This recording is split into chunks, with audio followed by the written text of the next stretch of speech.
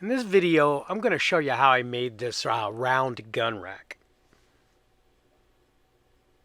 Since I knew I was going to be doing a lot of experiments and adjustments on this gun rack, I decided to make it out of scrap materials and thus creating a prototype. Then later I would break out the quality wood and make the final product. For my initial design, I'll be using two pieces of 24 inch by 24 inch times 1/2 inch OSB. I'll need one piece 14 inch by 14 inch times 1/2 inch OSB. I'll be using a 2 by 2 by 72 inch piece of construction pine. These are 1.5 by 1.5 inch nominal. And then for my mounting brackets, I'll be using three 3 inch by 3 inch times 1 1/2 inch thick piece of pine. Now, these can also be 3.5 inch by 3.5 inch. So anyway, let's take a closer look at the design. The rack consists of a 2 by 2 piece of pine stock or pole attached to a round base. The upper base, which is cut from the 14 by 14 piece of stock, is attached to one of the mounting brackets. This bracket is actually held in place on the pole by some small bolts and nuts that are inserted in it. This will allow me to make adjustments to match my guns, and honestly, I don't even know where to start on this. The base consists of the two 24 by 24 inch pieces. The top one with slots cut out, and then it's glued to the bottom one. The pole is attached to the bases using two of the mounting brackets.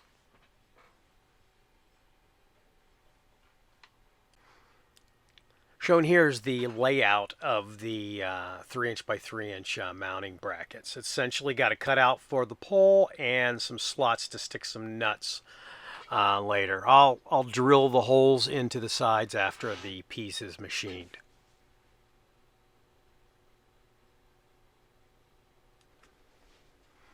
The top portion of the rack is cut out of the 14 by 14 inch piece of stock. I'll start with this particular design, and we'll see if I have to make mods later.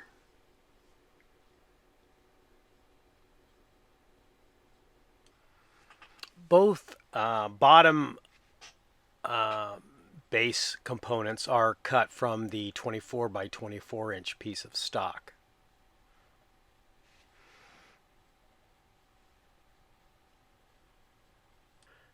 The bottom portion of the base is exactly like the top portion of the base, except for it doesn't have the slots.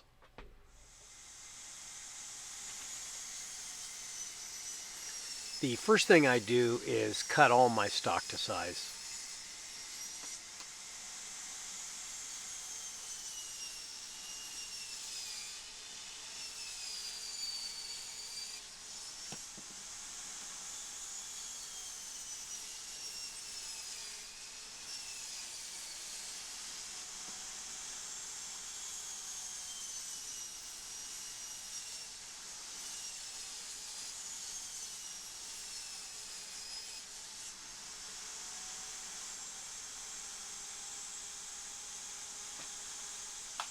And that's pretty much it. Here are the components, save for the mounting brackets, which we'll get into later.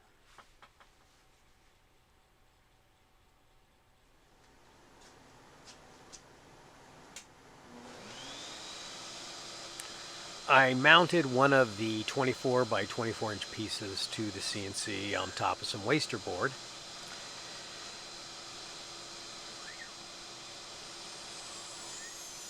This will end up being the lower portion of the base, so it'll be just one large circle. I decided not to put the center cutout into the lower portion of the base.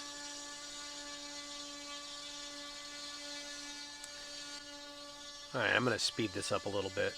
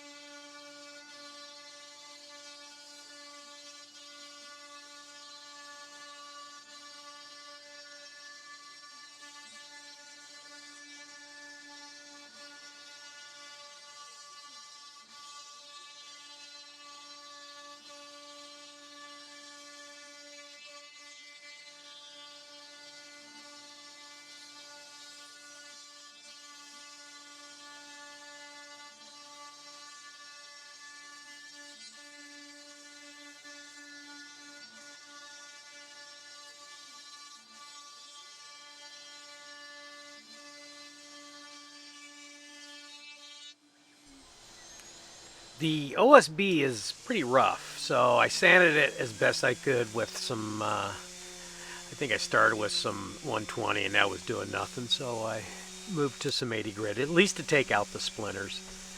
I know that I'm gonna paint this. I probably won't even use this for anything, but just in case, let's give a little sanding to it.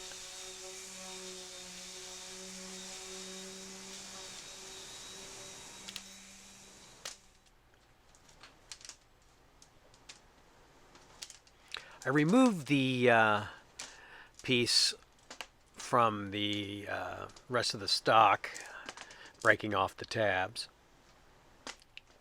I then gave it another sanding on the other side.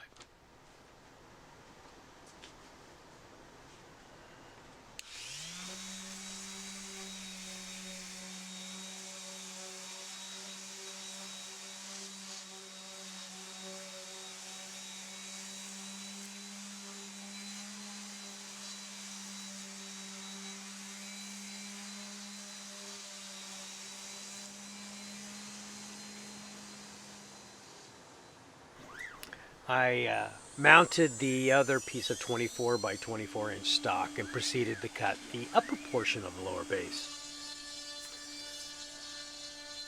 First, I'm going to cut out all the slots. And let me speed this up a bit.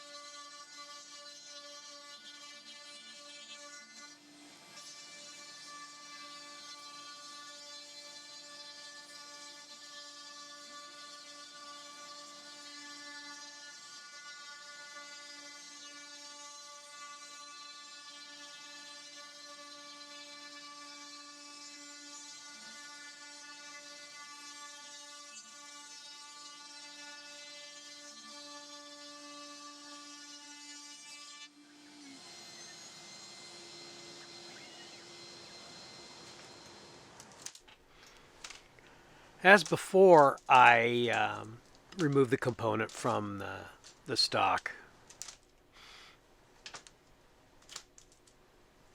In order to remove the internal cutouts, I flipped the piece over. This keeps the tabs from breaking off the main stock.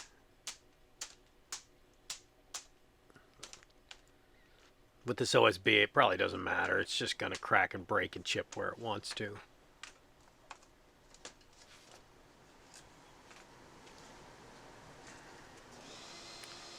The process for cutting the upper part of the rack is exactly the same. I mount the 14 by 14 inch piece of stock. Start by cutting out the hole for the pole and proceed to cut out the main profile.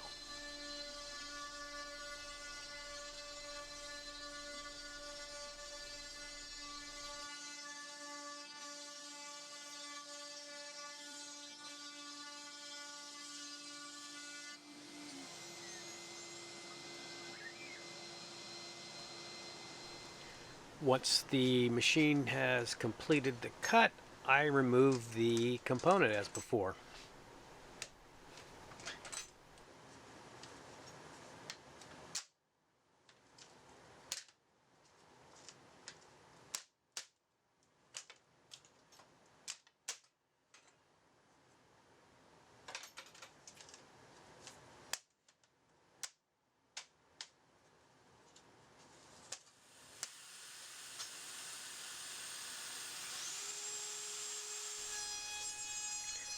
I use a trim router with a round over bit and round over all the edges.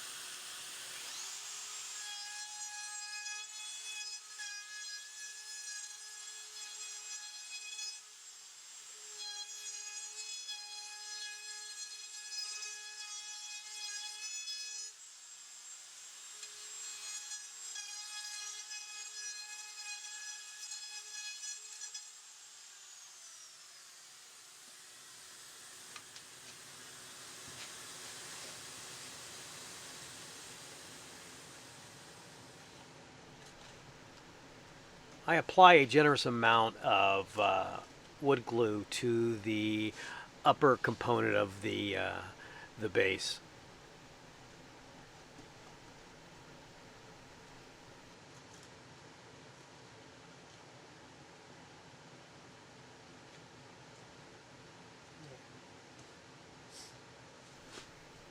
I use an old credit card to smear the glue a little bit, so a little more coverage.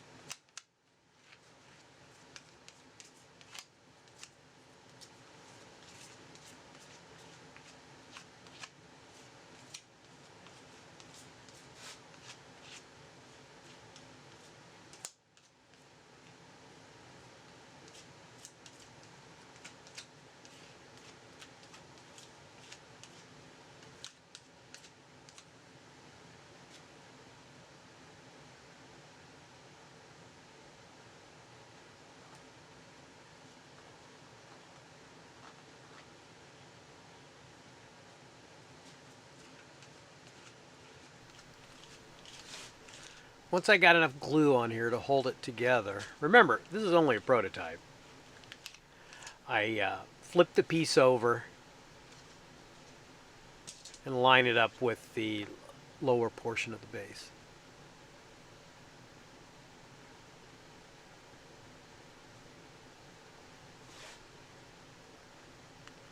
I use several clamps to hold the pieces in place while the glue sets up.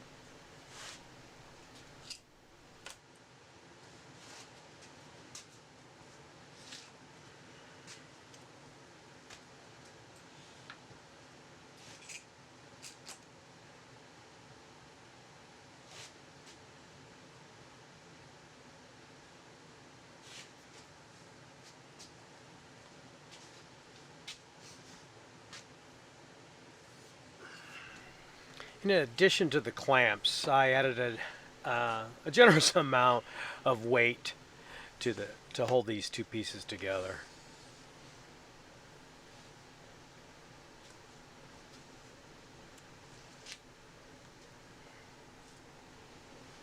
Here you go. Never enough weight.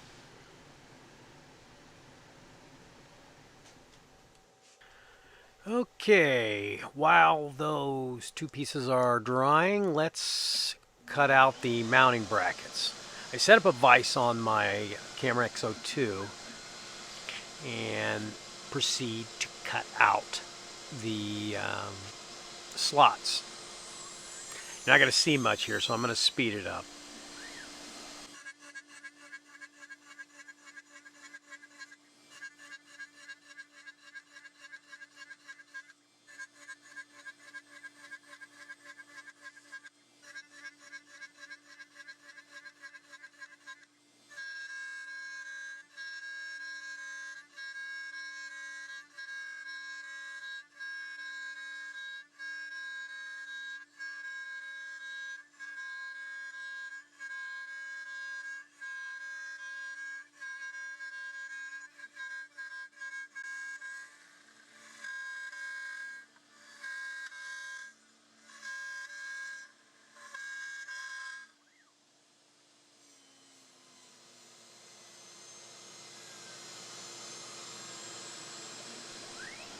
The only thing I need to do now is to drill the 4 holes in the sides so that the bolt can engage the nut.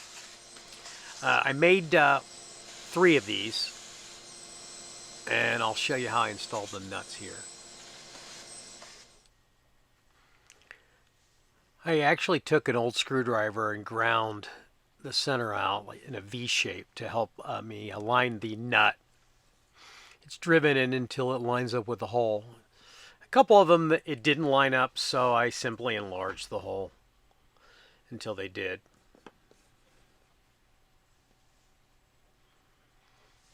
I repeat the process on all 4. Well, that one was almost perfect.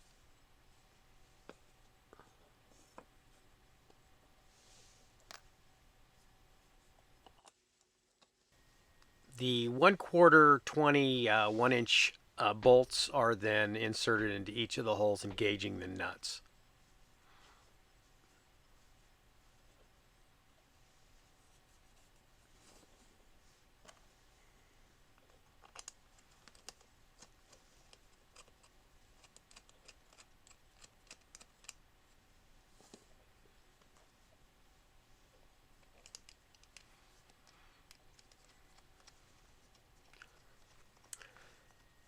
That's pretty much it. The process is repeated on all 3 mounting brackets.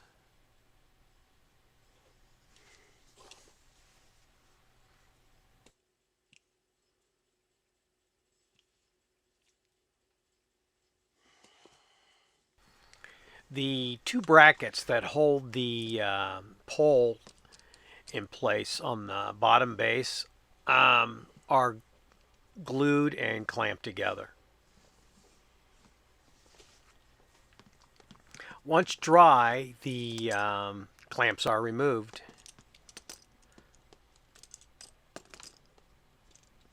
The double design just gives me a little more support for the pole. I drill some pilot holes into the corners of the mounting brackets. I then line the mounting brackets up with the cutout in the center of the base and attach with some deck screws. The pole is inserted into the 2 mounting brackets. I then start tightening the bolts. Note that because we have 2 bolts on each side, I actually can use these bolts to level the pole. So if I find that it's leaning to one side, I can play with the bolts a little bit. It turned out pretty close on the first try. I find that if I want to see if something is perpendicular, put it on a Lazy Susan and spin it. You'll be able to see if it's out of kilter. I installed the upper mounting bracket about 27 inches above the base. I can always tweak it later. The upper portion of the rack is then slipped over the pole. I then drill some pilot holes and attach the upper portion of the rack to the mounting bracket with some wood screws.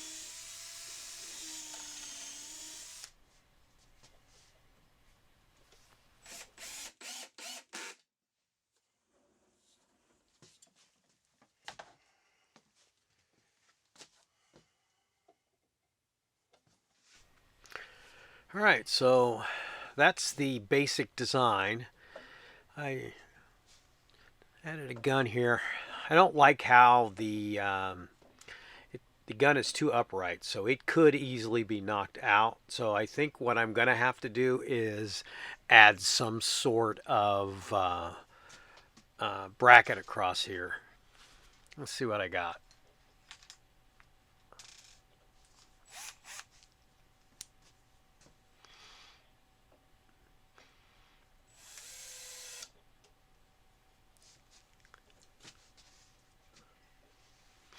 I note that I previously drilled some pilot holes in this. Make it a little easier to get these screws in place. One of the slots on this little cutout I made is bigger. It just kind of slips over the screw. I'll play with this for a while and figure out what kind of material and see if this works for me.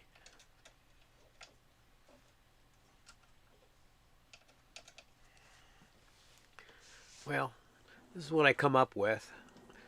Only time will tell. We'll have to test it and see how it works. Let's give it a quick test, see how things load up here.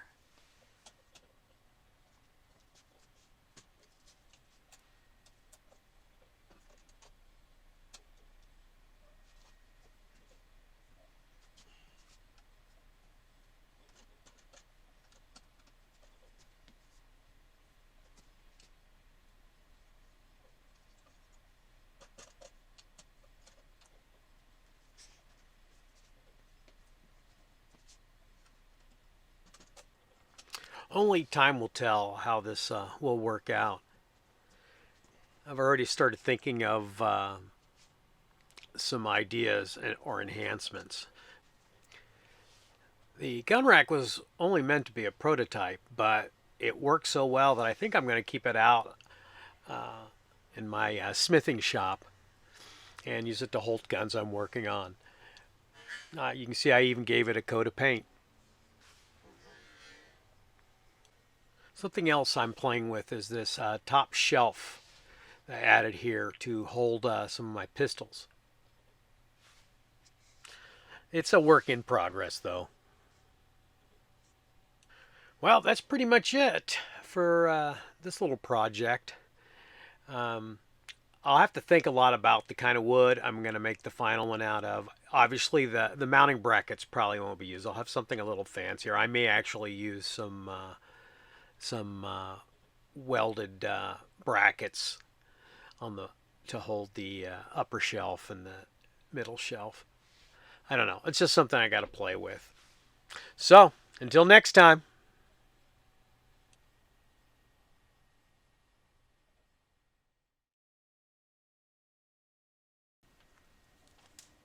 Look, Ma, it's Christmas.